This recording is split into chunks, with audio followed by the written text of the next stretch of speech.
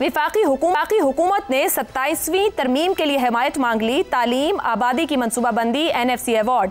क्या peoples party एक बार फिर मुफाहमत के नाम पर अपनी सियासत मजीद कमजोर करने जा रही है? जैगम साहब।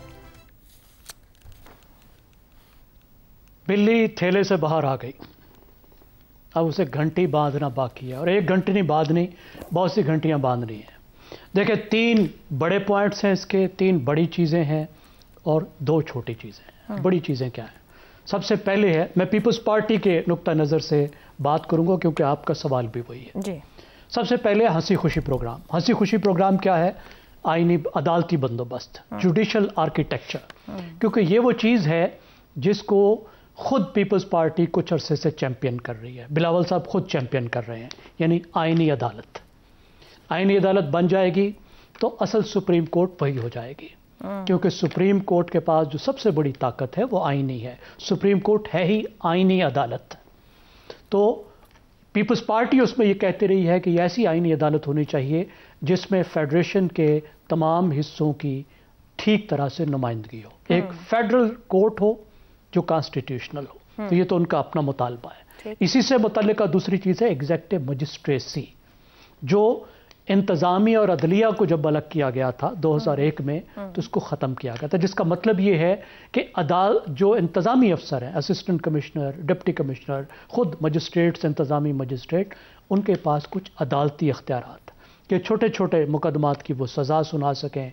जिस तरह कीमतों का मामला है, लॉ एंड ऑर्डर के मसले हैं, कोई मॉब है उसको वो कंट्रोल कर सकें, तो उस पर गुफ्तगू हो सकती है। क्योंकि जब से ये ख़त्म हुआ है तो पुलिस बिल्कुल छुतरे बेमहार बन गई है और इंतज़ामिया ठीक तौर पे इफ़ेक्टिवली काम नहीं कर पा रही।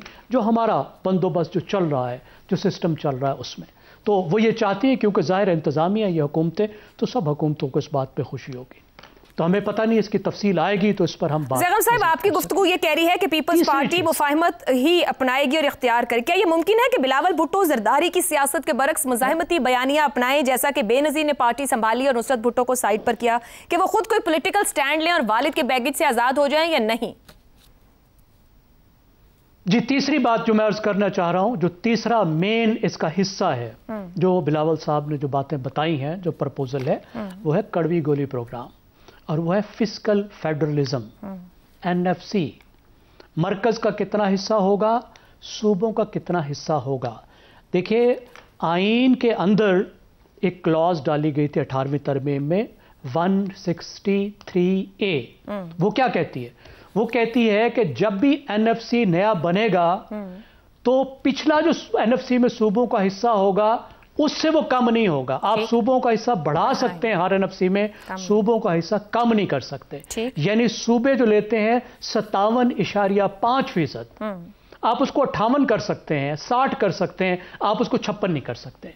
ये अब आईनी तब्दीली के जरिए हो सकता है, जिस पर मरकज़ी जो ताकतें हैं वो ये कहती हैं कि भाई ये तो मरकज़ चल ही नहीं रहा, हम तो उधार में फंस रहे हैं, सब कुछ सूबों के पास चला जाता है तो मरकज़ के पास तो कुछ बचता ही नहीं है। इस पर बहुत से इकोनॉमिस्ट की भी ओपिनियन है कि इसको रिवाइज होना चाहिए।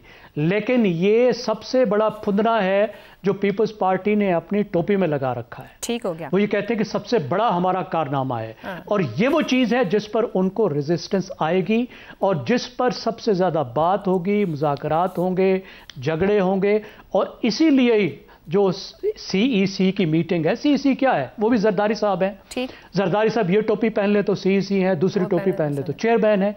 वहां से अब जाहिर होगा कि पीपल्स पार्टी का गेम प्लान क्या है, कि CEC के मुंह में जरदारी साहब क्या डालते हैं और जरदारी साहब क्या बताते हैं। सिर्फ आधे मिनट में 2 चीजें जो छोटी हैं इलेक्शन कमीशन ऑफ पाकिस्तान के मुतालिक, और एक चीज इसलिए डाली गई है कि इसको वापस लिया जा सके, वो है तालीम और पॉपुलेशन प्लानिंग, जिसकी कोई तुक नहीं है।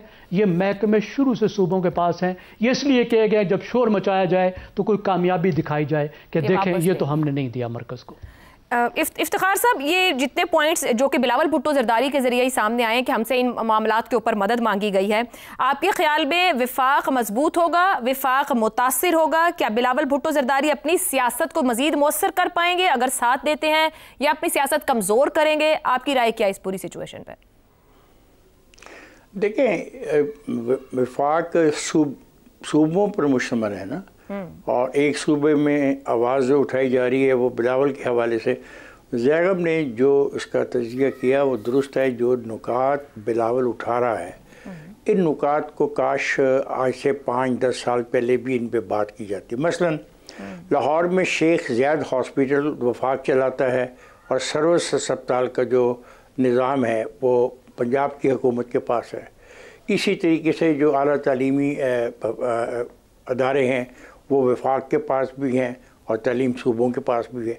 ये बात 18वीं तरमीम के फ़ौरन बाद ही ज़ेर बहस आ गई थी, लेकिन किसी ने इसको संजीदगी से नहीं लिया। इफ्तिखार साहब, 15 साल बाद आप खुद ये बात एक्सेप्ट कर रहे हैं कि फ़ौरन पता चल गया 18वीं तरमीम में ये लकूनाज थे, तो 15 साल किस बात का इंतजार किया गया? मतलब उसको दुरुस्त तो 15 साल पहले भी किया जा सकता था, 12 साल पहले किया जा सकता था। मैंने यही कहा, ज़रा आप का एंकर हैं, आप ज़्यादा इफ़ेक्टिवली कह सकते हैं, और हम वैसे ही चंद लफ्ज़ों में हमें अगले लफ्ज़ भी बोलने होते हैं। आपने मुझे भुला ही दिया मैं क्या बात अगली करने लगा था। अगली बात मैं ये करने लगा था कि इस 18वीं तरमीम के अंदर ये एक पार्टी की चीज़ नहीं है, इसमें पाकिस्तान की तमाम सियासी पार्टियाँ शामिल हैं। और इवन एजुकेशन के मामले पर इसी 18वीं तरमीम में एहसन इकबाल का वोटर डिसेंडिंग नोट भी है, अगर किसी ने पूरा का पूरा इसको पढ़ा हो। 18वीं तरमीम में जो ये बात कर रहे हैं इलेक्शन कमीशन की, सिर्फ एक नहीं है। सवाल है कि आपने इसमें बहुत सारे इख्तियारात ऐसे तय किए कि between the leader of the opposition and leader of the house. अब ये आप देखें, इतने दिन से वो आदमी की सीट खाली है तकरीबन, लेकिन लीडर ऑफ द अपोजिशन ने अभी तक नाम नहीं दिया। नतीजा कि नई तैनाती नहीं हुई। ये तो एक चीज़ प्रैक्टिकली आ गई ना, लेकिन अब आगे और बहुत सारी चीज़ें ऐसी हैं जो उलझाव का शिकार बन सकती हैं। अगर हम 18वीं तरमीम को मानते हैं तो निगाह हुकूमतों की तैनाती का जो कंसेप्ट है, जो अपना लीडर वहाँ पे तय करना है कि किसने बनना है किसने नहीं बनना, ये बातें भी इसके अंदर आएंगी। अब आ जाए NFC अवार्ड की तरफ। NFC अवार्ड में वफाक ये कहता है कि उसको बहुत कम पैसे मिल रहे हैं, उसको पैसे ज़्यादा मिलने चाहिए, लेकिन सूबे अपने पैसे कम नहीं कर सकते। अगरचे पंजाब वाहिद सूबा है जिसने दूसरों के मुकाबले में NFC अवार्ड में कुछ कुर्बानी दी है, ये हकीकत है। लेकिन वफाक कहता है कि हमारी जिम्मेदारियां ज़्यादा हैं, इसलिए हमें पैसे भी ज़्यादा देने हों। इस पे पीपल्स पार्टी को मुश्किलात का सामना करना पड़ सकता है। बाकी जो चीज़ें हैं वो पीपल्स पार्टी दुरुस्त कह रही है, और वो ऐसी चीज़ें, हाँ एक बात जो मैंने जो चंद दिन परसों चौथा आपके प्रोग्राम में कही, जो ये फेडरल कोर्ट की बात की है मेरे दोस्त ने, देखें जब चार्टर ऑफ डेमोक्रेसी लिखा गया तो उसमें कॉन्स्टिट्यूशनल कोर्ट की बात की गई। It is there commitment to have a constitutional court.